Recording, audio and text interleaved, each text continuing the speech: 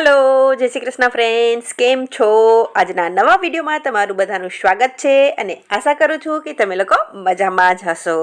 તો આજનો વિડીયો બી વહેલી સવારથી સ્ટાર્ટ થાય છે. સવારના 5:45 વાગ્યાનો ટાઈમ થયો છે. હસબન્ડની મોર્નિંગ શિફ્ટ છે, હસબન્ડ જતા રહ્યા છે અને બસ હવે હું ચા પીઉં છું અને ચા પીને પાર્થિલનું ટિફિન બનાવીશ. આજનું ટિફિન બહુ જ ઇઝી છે, બહુ જ ફટાફટ બની જાય તેવું છે અને પ્લસ છોકરાઓને ભાવે એવું છે અને તેમાં વેજીટેબલ્સ હોય છે એટલે હેલ્ધી પણ છે. તો ફટાફટથી પહેલાં હું ફ્રીઝમાંથી વેજીટેબલ નીકાળી લઈશ. તો ફ્રેન્ડ, આજે હું ગ્રીન વેજીટેબલ ચીઝ સેન્ડવિચ બનાવી રહી છું. આ સેન્ડવિચ 2 થી 3 ટાઈપથી અલગથી બને છે અને તમે એમને બી ખાઈ શકો છો યા ફિર એને બેક કરીને બી લઈ શકો છો. તો મેં અહીંયા એક કાકડી, ટમેટું અને ડુંગળી લઈ લીધા છે અને કાકડીને પીલ ઓફ કરીને પતલી પતલી સ્લાઇસમાં તળીને કાપી લીધા છે. તો ફ્રેન્ડ, અહીંયા તમે બીટ પણ લઈ શકો છો, સાથે બાફેલું બટેટું પણ લઈ શકો છો. મારી પાસે આ અત્યારે 3 અવેલેબલ છે તો મેં એ લીધા છે અને સાથે લીધી છે વ્હાઈટ બ્રેડ. વ્હાઈટ બ્રેડની જગ્યાએ તમે બ્રાઉન બ્રેડ પણ લઈ શકો છો, પણ અમને લોકોને વ્હાઈટ બ્રેડ જ ભાવે છે. તો બસ એની કિનારી જે ડાર્ક છે, જે થોડી બળેલી છે, તે જ કાઢવાની છે. બધી કાઢવાની જરૂર નથી કારણ કે આજે હું બેક કરીને એને બનાવીશ. તમે એમને કાચી ખાવાના હોય તો કિનારી કાપી શકો છો. તો સૌથી પહેલાં એના ઉપર લગાવવાનું છે બટર. બટરને સરખી રીતે સ્પ્રેડ કરી અને પછી બધા વેજીટેબલ્સ મૂકી દેવાના છે.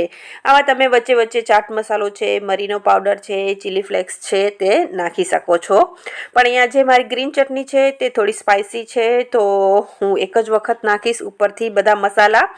અદરવાઇઝ તમે બધી વખત જ્યારે વેજીટેબલ્સનું લેયર મૂકો ત્યારે મરી પાવડર નાખી શકો છો. તો અહીંયા મેં પહેલાં લીધું છે હર્બ્સ, તો એને થોડું સ્પ્રિંકલ કરી લઈશ. પછી છે ચીલી ફ્લેક્સ. આ બધું ઓપ્શનલ છે, તમને ના પસંદ હોય તો તમે ખાલી ચાટ મસાલો બી નાખી શકો છો. અને પછી છે મરીનો પાવડર અને પછી એના ઉપર ચીઝ સ્પ્રેડ કરવાનું છે. મારી પાસે અત્યારે ક્યુબ નથી, સ્લાઇસ છે, તો અહીંયા હું સ્લાઇસ મૂકીશ અને પછી હું બેક કરવાની છું એટલે ચીઝ સ્લાઇસ બધામાં મેલ્ટ થઈને આવી જશે. તો ફ્રેન્ડ, અહીંયા આખી સ્લાઇસ તો મને બ્રેડ કરતાં પણ મોટી લાગી એટલે મેં એના 4 પીસ કરીને એક મૂક્યા છે. પછી એક પીસ મને ઓછા લાગ્યા એટલે વધારે એક પીસ મૂકી દીધા છે અને પછી બીજી બ્રેડ ઉપર ગ્રીન ચટણી લગાવીને બ્રેડ મૂકી દઈશ. તો ફ્રેન્ડ, અહીંયા સેન્ડવિચ તૈયાર છે. તમે આને કાચી પણ ખાઈ શકો છો. આજે હું આને બેક કરવાની છું અને બસ અહીંયા સેન્ડવિચ તૈયાર છે. હવે ફટાફટથી હું લઈ લઈશ સેન્ડવિચ ટોસ્ટર. તો અહીંયા મેં ગેસવાળું મેન્યુઅલી સેન્ડવિચ ટોસ્ટર લીધું છે, ઇલેક્ટ્રિક નથી, અને એમાં વચ્ચે કટ નથી હોતી એટલે જે ચીઝ નાખે છે સેન્ડવિચમાં તે સરસ રીતે બધામાં સ્પ્રેડ થઈ જાય છે. અધરવાઇઝ વચ્ચે કટને લીધે ચીઝ બધું બહાર નીકળી જાય છે અને સેન્ડવિચ મેકર બી ગંદુ થાય છે, પ્લસ સેન્ડવિચ બી તેમાં ચોટી જાય છે એટલે પ્રોપરલી નીકળતી નથી. તો બસ અહીંયા બે સાઈડ બટર લગાવી અને મેં સેન્ડવિચને ટોસ્ટ કરી દઈશ. તો ફ્રેન્ડ, એકદમ ગેસની ફ્લેમ સ્લો રાખવાની છે. ફાસ્ટ હશે તો તે તુરંત જ બળી જશે કારણ કે આ જે સેન્ડવિચ ટોસ્ટર હોય છે તે એકદમ પતલું હોય છે એટલે ગેસની ફ્લેમ બિલકુલ બી હાઈ નથી રાખવાની અને બસ 3 થી 4 મિનિટમાં બે સાઈડ સેન્ડવિચ શેકાઈ જાય છે. બહુ જ ફટાફટ બની જાય છે. આ સેન્ડવિચમાં તમે બધા વેજીટેબલ્સને બારીક કાપીને એમાં મેયોનીઝ નાખીને મિક્સ કરીને બી બનાવી શકો છો. એ સેન્ડવિચ બી બહુ જ ફાઇન બને છે અને બસ આવી રીતે જ બેક કરવાની હોય છે. એમાં ગાજર, કેપ્સિકમ બી એડ ઓન કરી શકો છો. જેટલા વેજીટેબલ્સ તમે આમાં યુઝ કરો તેટલા ઓછા છે. તો ફ્રેન્ડ, બહુ જ હેલ્ધી બને છે અને છોકરાઓને ભાવે છે અને બનાવવી પણ બહુ જ ઇઝી છે. તો અહીંયા ફટાફટથી હું સેન્ડવિચ બનાવું છું અને સાથે સાથે નાના મોટા કામ બી કરતી જાઉં છું. એનું ડ્રાય ટિફિન મેં ભરી દીધું છે અને બસ હવે એનું પાણી ભરી દઈશ તો મારું કામ કમ્પ્લીટ થઈ જશે. તો ફ્રેન્ડ, જ્યારે ટિફિન ફિક્સ હોય છે ત્યારે કામ ફટાફટ થાય છે અને 15 થી 20 મિનિટમાં અહીંયા ટિફિન રેડી થઈ ગયું છે. હવે જો કેટલી ક્રિસ્પી બની છે અને અંદરથી 3 થી 4 મિનિટમાં બેક થઈ ગઈ છે એટલે અંદરથી વેજીટેબલ્સ બી બહુ વધારે કૂક નથી થતા, તો ક્રન્ચીનેસ એની પણ બહુ જ ફાઇન લાગે છે સેન્ડવિચમાં. અને જો ફ્રેન્ડ, હવે બધાને કટ કરી દઈશ એટલે ઠંડી થઈ જાય. તો અહીંયા મેં 4 સેન્ડવિચ બનાવી છે. તો ચલો, હવે થોડું ટિફિન ડેકોરેટિવ હોય તો છોકરાઓને ખાવાનું મન થાય છે. તો બસ અહીંયા બધી સેન્ડવિચને મેં મૂકી દીધી છે અને થોડી ઠંડી થાય ને પછી એને હું પેક કરી દઈશ. તો આજનું મારું ટિફિનનું કામ કમ્પ્લીટ થાય છે.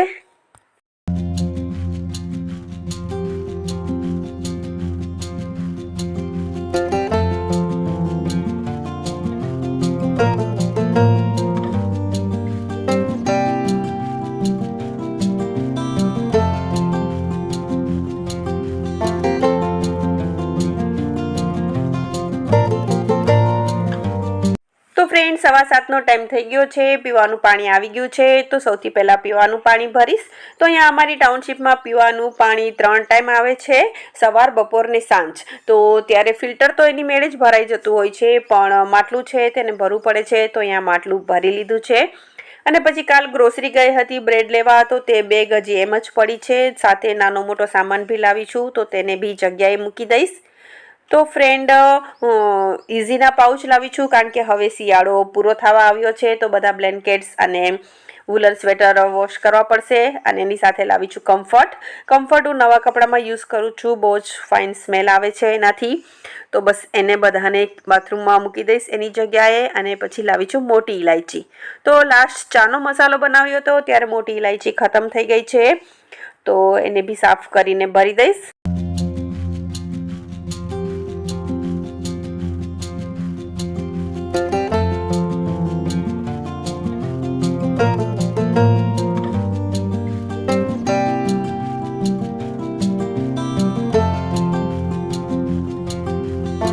હવે સોફા સરખા કરી દઈશ. આમ તો વધારે ખરાબ નથી થયા, બસ થોડી ગાદી અસ્તવ્યસ્ત થઈ ગઈ છે. પણ હોલમાં જો સોફા વેલ એરેન્જડ હોય અને બેડરૂમમાં બેડ વેલ એરેન્જડ હોય તો ઘર ક્લીન લાગે છે.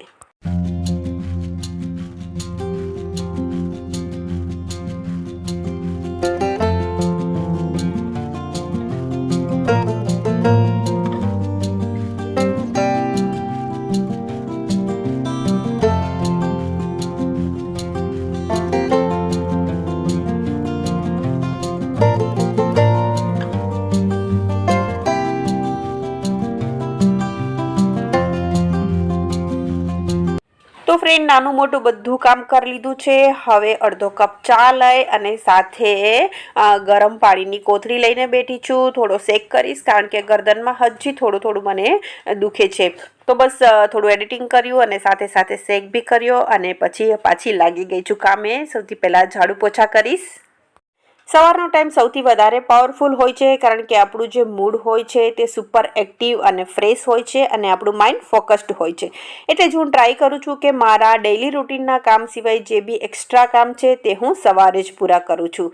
સવારના કામ કરવાથી શરીર થાકતું નથી અને દિવસ આખો બેલેન્સ રહે છે. અને જો ફ્રેન્ડ બાલ્કની વાળતા નીચે મેં પીકોક જોયો, તો વિચાર્યું કે ચલો એને બી કેપ્ચર કરી લઉં. ઢેલ અહીંયા વધારે આવે છે, મોર ઓછા દેખાય છે. મોર અમારી ગ્રોસરી સાઈડ વધારે હોય છે. અને જો ખિસકોલીઓ બી, અહીંયા ખિસકોલી બહુ જ છે. બાજુમાં જ એક બદામનું ઝાડ છે, તો મજા આવે એને જોવામાં, ટાઈમ પાસ થઈ જાય. અને ફ્રેન્ડ પછી મારે આજે ધોવાનું છે એક ગાઉન નેટવાળું, અને બસ એના માટે ઇઝીનું પાઉચ લીધું છે.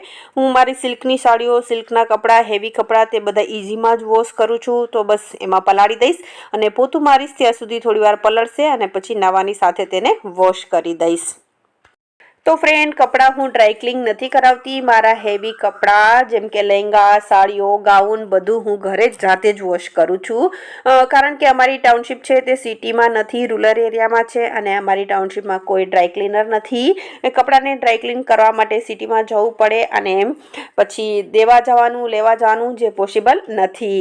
તો હું મારા બધા હેવી કપડાં ઇઝીમાં વોશ કરું છું, યા ફિર હું એને શેમ્પૂ અને કન્ડિશનર મિક્સ કરીને વોશ કરું છું. તો ગાઉન પલાળીને પછી હું લાગી ગઈ છું પોતું કરવામાં. અને ફ્રેન્ડ અમારી ટાઉનશીપમાં મંકી પણ બહુ જ છે, તો સીડી પણ બહુ જ ગંદી કરે છે. તો આજે અમારી સીડીમાં પોટી કરી ગયા છે, તો સીડી બહુ જ ગંદી છે. તો સીડી વોશ કરવા માટે આવ્યા છે, તો બસ તેને પાણી આપ્યું અને સાથે સાથે મેં મારી નેટ પણ વોશ કરી નાખી. અહીંયા ધૂળ બહુ જ ઉડે છે, તો નેટ પણ થોડી ડસ્ટિંગવાળી થઈ ગઈ હતી, તો સાથે સાથે એને પણ વોશ કરી નાખી. તો ફાઇનલી બસ અહીંયા કામ પતી ગયું છે અને હવે મારે હોલમાં પોતું મારવાનું બાકી જ છે. હોલ આખો ભીનો થઈ ગયો છે પાણી દેવાને લીધે, તો બસ હોલમાં પોતું મારી દઈશ.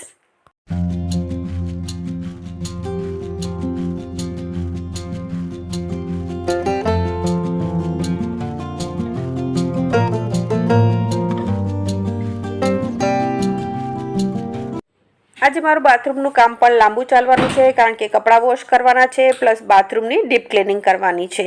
તો મને નાહીને બધું કામ પતાવતા 11 વાગી ગયા છે અને પછી મેં ભગવાનજીના દીવાબત્તી કર્યા, પૂજા કરી. અને ફ્રેન્ડ, હજી પણ મારી પાસે ટાઈમ છે, કારણ કે આજે મારે રસોઈની કોઈ ઉતાવળ નથી. પાર્થિલ અને હસબન્ડ બંને 3 વાગે આવશે અને આજનું જે લંચ છે તે પણ બહુ જ ઇઝી છે. તો આજે મેં જે કુર્તી વેર કરી છે તે જૂની છે, કોરોના ટાઈમે મેં લીધેલી.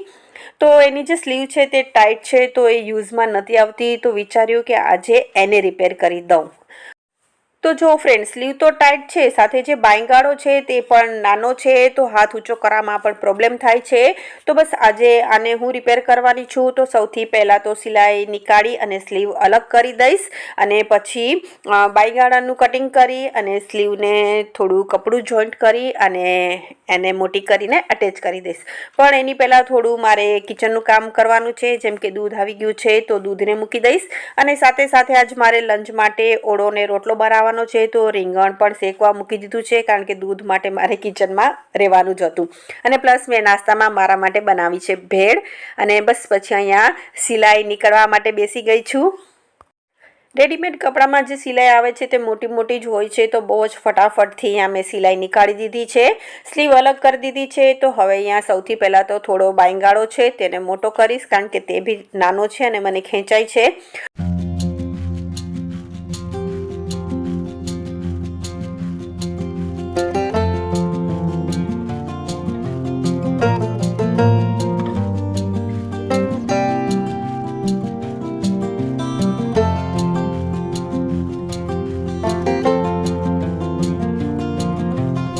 તો મેં બાંયગાળાને બંને સાઈડથી 1 ઇંચ જેટલો નીચે ઉતારીને મોટો કરી દીધો છે. અને હવે છે સ્લીવનો વારો. તો મારી પાસે કોઈ એવું સેમ કપડું નથી કે હું અટેચ કરી શકું. તો સ્લીવ લાંબી છે તેમાંથી ટૂંકી કરીશ અને નીચેથી જે કપડું નીકળશે તે સાઈડમાં અટેચ કરીને સ્લીવને પોળી બનાવીશ. યુટ્યુબમાં ઘણા બધા વિડીયો છે, નેટ એડ કરીને સ્લીવને બી તમે પોળી કરી શકો છો. પણ એવું ઝેંકી ફેંકી મને નેટ કે કંઈ લગાવવું નથી, એટલે હું આ જ કપડું નાખીશ અને સ્લીવ ટૂંકી થઈ જશે તો વધારે બેસ્ટ છે, કારણ કે મને ટૂંકી સ્લીવ વધારે ગમે છે. તો બસ અહીંયા જે નીચેથી કાપેલું કપડું છે તે સાઈડમાં અટેચ કરી દઈશ, એટલે સ્લીવ મોટી થઈ જશે. અને પછી સરખો શેપ આપીને સ્લીવને અટેચ કરી દઈશ. સ્લીવ અહીંયા કટિંગ કરેલી જ છે, એટલે થોડું ધ્યાન દઈને એક્સ્ટ્રા કપડું અટેચ કરવું પડે છે, કારણ કે સ્લીવનું આગળનું અને પાછળનું જે કટિંગ હોય છે તે અલગ અલગ હોય છે.